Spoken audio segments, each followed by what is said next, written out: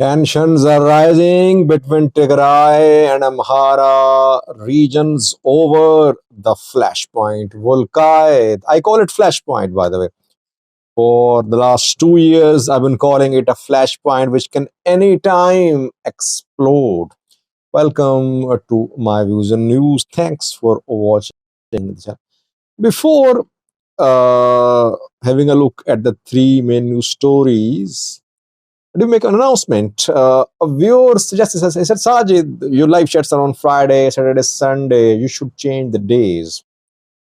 Live chats should be on Thursday and Saturday because generally Friday and Sunday are holidays. Sunday mostly. In some places, Friday as well. So you should have live chats on Thursday and Saturday, 2 days a week. So what is your suggestion? Do give your recommendations, your suggestions. Three news stories. First one is that we are seeing now tensions rise between Tigray and Amhara over unsolved dispute regarding the status of Humera Vulkai Sagade, while Amhara side is arming, training, recruiting. On its side of Takeze, don't think that Tigray would be sleeping. Secondly, ONLF, Ogaden National Liberation Front, issued another statement warning the government against consequences. Consequences for what? ONLF is split now, but Abdurrahman Mali group is flexing its muscles. And lastly, Somaliland has cut off all links with Somalia.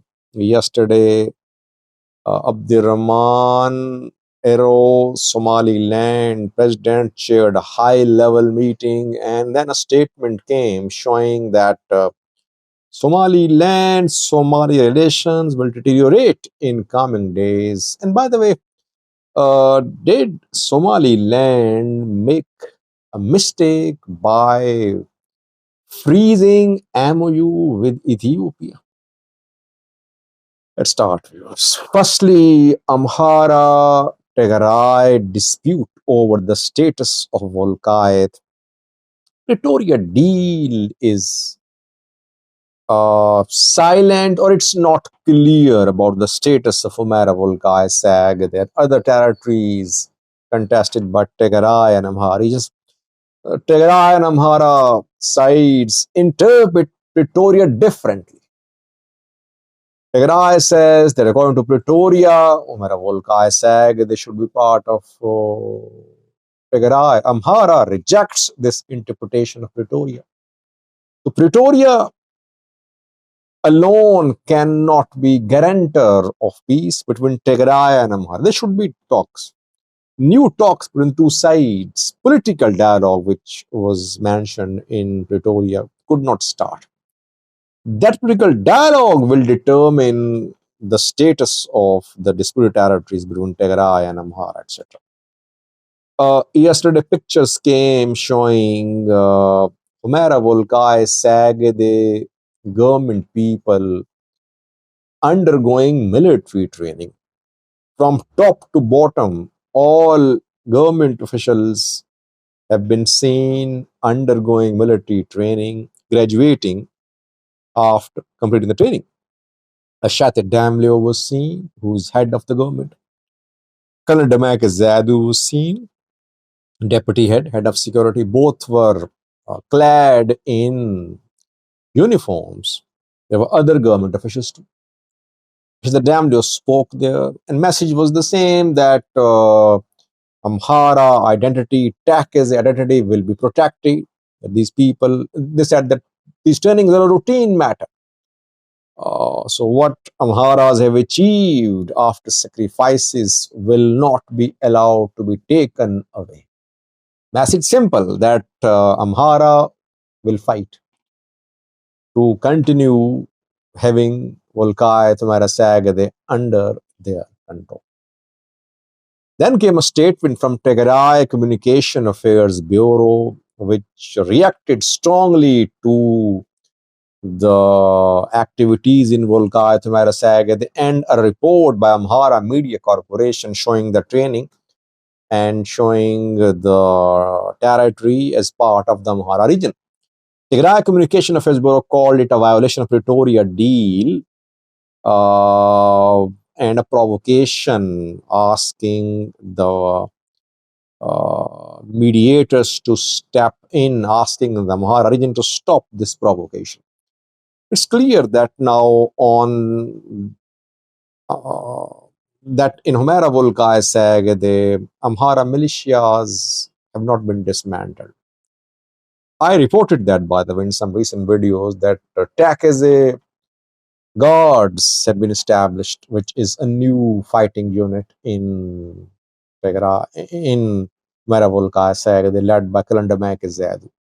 While Amhara side is strengthening, expanding its military presence in Humera Volkai Sagade, what will Tigray do? Will it disarm its soldiers? No.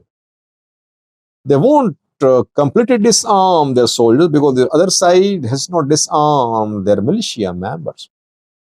DDR will never succeed if the issue of Humera Volkai Sagade status is not solved. Tigray would be arming, training, strengthening its military presence to the east of Tigray, preparing itself for the worst case scenario. There cannot be peace between Tigray and Amhara if the issue of Volkite is not solved. Secondly, because Ogaden National Liberation Front issued a statement around 48 hours ago reacting to some actions taken by a commissioner in the Somali region of Ethiopia. ONLF claimed that two of its members were assaulted and taken into custody in Garba district in the Somali region, where its party workers wanted to hold a peaceful gathering. ONLF warned the government for the consequences which will arise out of the use of force against political workers in the Somali. ONLF is threatening a lot, but what will it do? I mean, it threatened Chinese companies, warned them against exploring for oil and gas in the region. It announced reconsideration of peace deal signed in 2018. It threatened that it might resort to alternative ways. So, for threats, which alternative ways? How can Ogaden National Liberation Front Abdurrahman Made group be a problem to the government? Is it reverting to armed struggle where Ola is ready to welcome it? Oromo Liberation Army, in a statement a few days ago, welcomed ONLF in joint armed struggle against the government. The one Made-led ONLF group is being removed from Somali region. Kalbidaga Abdikare Mose has been chosen as the new ONLF leader by one group of the ONLF, which has the backing of the Somalian government.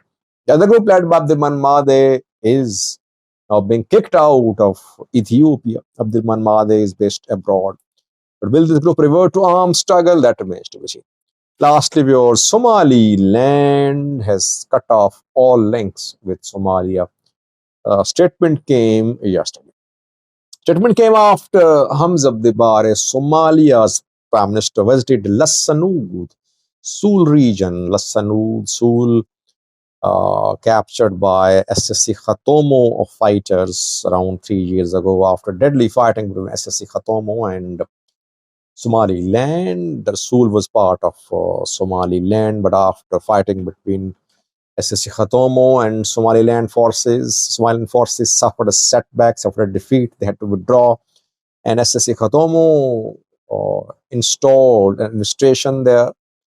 Hamza Abdibare visited Lassanud, and Somalia's government announced to make SSC Khatomo controlled areas part of Somalia, which has led to unprecedented tensions in recent months between Somaliland and Somalia. While then President Abdirahman Ero held a meeting yesterday, chaired a meeting of his cabinet, and after that announced that The decades of on and off dialogue with Somalia, uh, dialogue which has been ongoing for decades, off and on, between Somali and Somaliland has been suspended, completely suspended. No talks with Somalia now because Somalia is allegedly violating Somaliland sovereignty, their integrity. I told you that the prisoners captured by SSC Khatom on 3 years ago are being handed over to Mogadishu government. Uh, Somaliland says that these prisoners are being used for political purposes, and Somaliland will contact aid organizations and other organizations like International Committee of Red Cross for the release of these prisoners, but it won't be blackmailed uh, by the Mogadishu government. So this is what is happening now. I think the decision by Abdirahman to freeze MOU with Ethiopia cost him. That decision emboldened Mogadishu government, and that decision maybe isolated Somaliland regionally. And now Somaliland has almost no ally. Ethiopia was its main ally, but after Abdurrahman was elected and he replaced the his predecessor Musavi Abde, he did not show interest in implementing MOU with Ethiopia. That is why Ethiopia shifted attentions. Then it started reconciliation work with Somalia, mediated by Turkey. Now Somaliland is on its own alone, and Somalia making big moves, making Sul, making SSC Khatom area part of Somalia. Will Abdirahman government consider reactivation of MOU with Ethiopia to put pressure upon Mogadishu? Let's see. Thank you for watching.